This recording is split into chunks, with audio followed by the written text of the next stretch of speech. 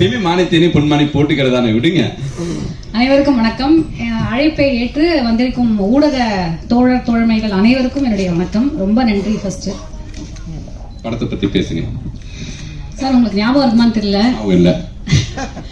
2013 வந்து ஆதலால் காதல் செய்வீர் மேனேஜர் போன் பண்ணி கூப்பிட்டாரு. இந்த மாதிரி ஒரு கேரக்டர் இருக்குன்னு வந்து அங்க வந்து உட்காந்துருந்தேன் உங்க ஆபீஸ்ல, வலசரவாக்கம்ல இருந்தது. அப்போ நீங்க வந்தீங்க, அப்படியே யோசிச்சுட்டு ஆஸ் யூஷுவல் உங்க பாணியில வந்தீங்க. வந்துட்டு என்கிட்ட முதல்லயே அசிஸ்டன்ட் டைரக்டர் சொன்னாரு என்ன கேரக்டருங்கன்னு கேட்டேன். துளசி மேம் கேரக்டர். ஆக்சுவலா தெரிச்சு ஓடிட்டீங்க. இல்ல நான் அதான் உங்கள்கிட்ட சொன்னேன், சார் நான் மதர் கேரக்டர் பண்றதுல ஓகே பாய் அப்படின்னு போயிட்டீங்க. அதுக்கப்புறம் 2020 கோவிட் டைம்ல என்னடா பேங்க் பேலன்ஸை பார்த்துட்டே இருந்தேன், என்ன ஒண்ணுமே வரலையே அப்படின்னு. கடைசியில பார்த்தா ஈஸ்வரன் கூப்பிட்டு உங்களுக்கு அது ஞாபகம் இல்லை, எனக்கு ஞாபகம் இல்லாதெல்லாம் கூப்பிட்டீங்கன்னு நினைக்கிறேன். அதுல ஒரு செம்மையான கேரக்டர் கொடுத்தீங்க. ஐ திங்க் அப்புறம் வந்து ஆஸ் யூஷுவல் எல்லாரும் மாதிரியும் நானும் வந்து உங்களுடைய கம்பெனி ஆர்டிஸ்ட் ஆயிட்டேன்னு நினைக்கிறேன். இந்த படத்துக்கும் எனக்கு கால் பண்ணி ஒரு சுசீந்திரன் சார் அப்படின்னாங்க. ஓகே நான் வந்துடுறேன், டேட் மட்டும் சொல்லுங்க. கேட்டுக்கப்பா அம்மா கேட்டு பண்ணுவாங்களான்னு ஞாபகம் இல்லை நினைக்கிறேன்.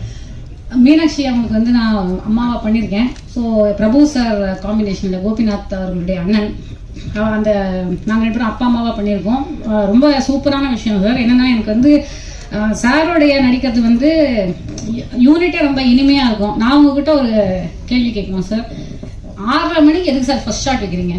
அந்த சன் லைட் இருக்குதுங்களா, அந்த சன் லைட்ல உங்களை அழகா காமிக்கிறதுக்காக தான் நானும் கேமராமேனு கஷ்டப்படுறோம். இல்ல உண்மையிலுமே கேமராமேன் சரி நான் சொல்லலாம். ஏன்னா இன்னைக்கு சார் நல்லா பாருங்க, நான் மேக்கப் போடாம வந்திருக்கேன், வெறும் பவுடர் பேட் மட்டும். ஏன்னா போட்டு எனிவே ஒன்றும் பிரயோஜனமே கிடையாது, அழிச்சு விட்டுருவாரு.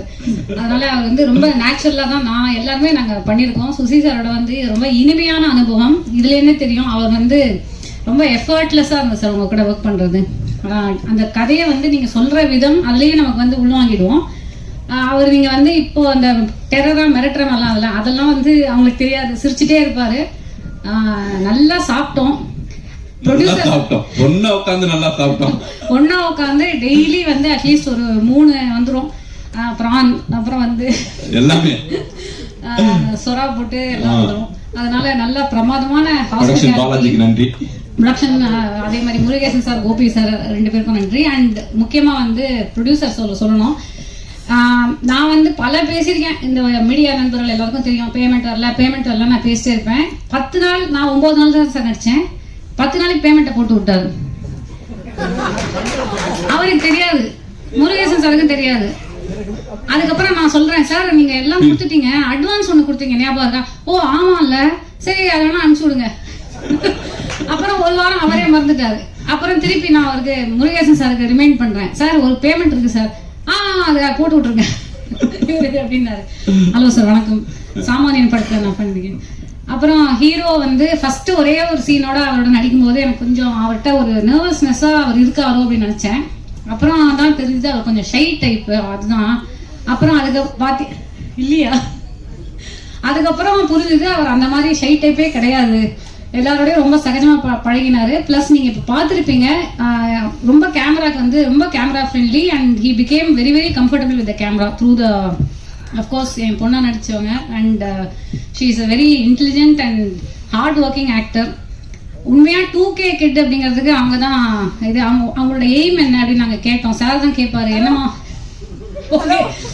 மேலும் மேலும் நீங்க வளரணும். ஓகே அதை சொல்லலாம் இல்ல, இன்னைக்கு ரொம்ப தெளிவா இருக்காங்க. 2K லவ் ஸ்டோரிங்கிறதுல நான் வந்து நான் 80s கிட் சார். நான் 80ல எக்ஸாக்ட்லி 80ல born.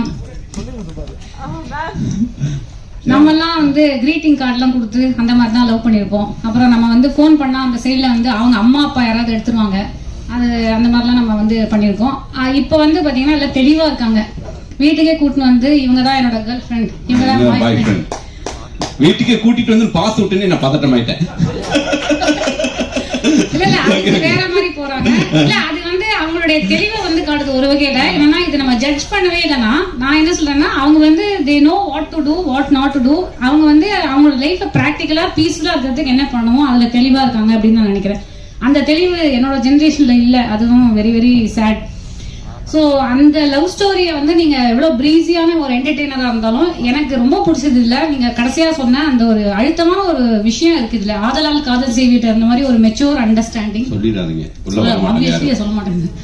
அந்த மாதிரி வந்து ஒரு அழுத்தமான ஒரு புரிதல் இருக்கு ரிலேஷன்ஷிப்ஸை பத்தினா இன்னைக்கு இருக்கக்கூடிய கிட்ஸ் பார்வையில அந்த புரிதல் வந்து வரும். I think that will connect with the audience a lot. Thank you madam, thank you so much.